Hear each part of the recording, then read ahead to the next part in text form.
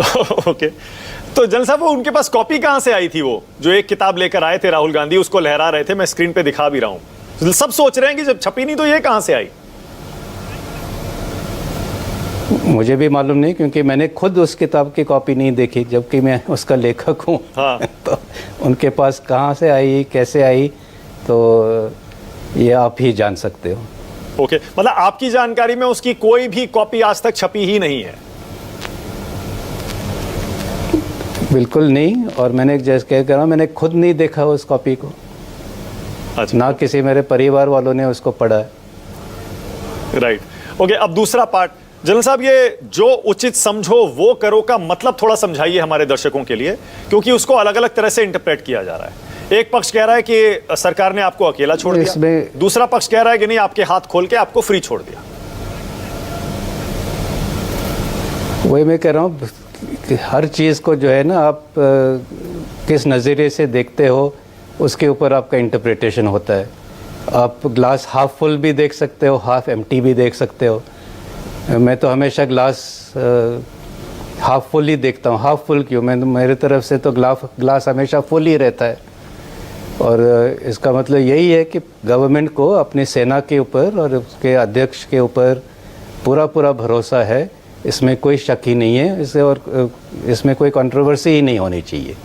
Right. पर वैसे कुछ गाइडलाइंस तो जनरल साहब होंगी ना, एक आर्मी चीफ के लिए या जो बॉर्डर पर जवान तैनात है उनके लिए, कि कोई सिचुएशन आती है तो आपको उसमें क्या करना है।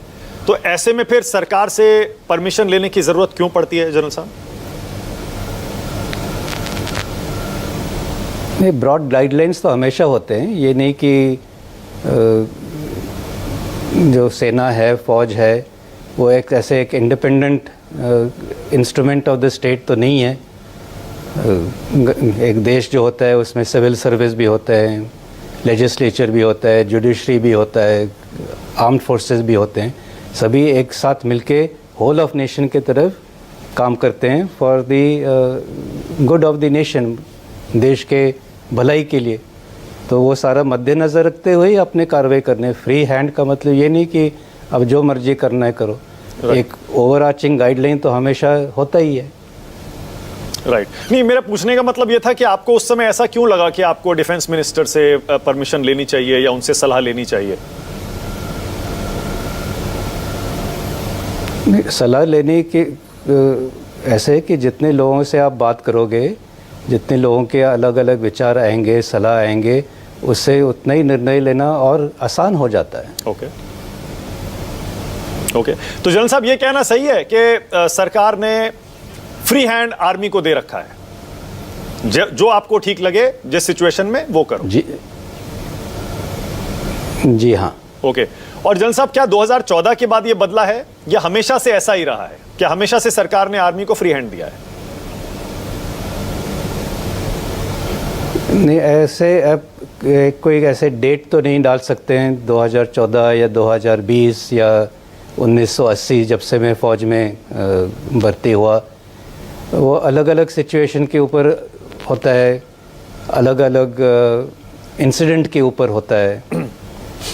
जहाँ तक JNK में हमारे ट्रूप्स डिप्लॉयड है LC के ऊपर, उनको हमेशा फ्री हैंड रहा है। किसी हद तक एक डेलीगेशन होता है। राइट। फ्री हैंड का मतलब ये नहीं कि आप सीधा ही न्यूक्लियर वेपन्स पर उतर जाओ, तो डेलीगेशन होता है और उस हद तक सभी को फ्री हैंड होता है। राइट। पर लेकिन उसके बाद जैसे सर्जिकल स्ट्राइक, एयर स्ट्राइक या ऑपरेशन सिंदूर करना हो, तब वो फिर पॉलिटिकल डिसीजन हो जाता है, ये कह रहे हैं आप?